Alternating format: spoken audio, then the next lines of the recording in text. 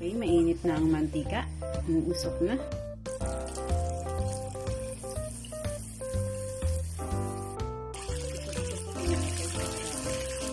Umuusok ang mantika.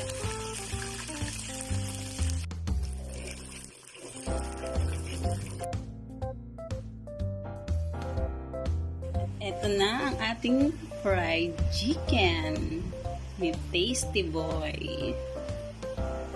Ayan. Delicious.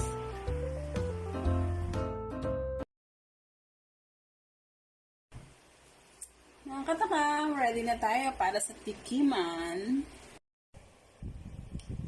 O ngayon mga katakam, kainan na. Tikiman na.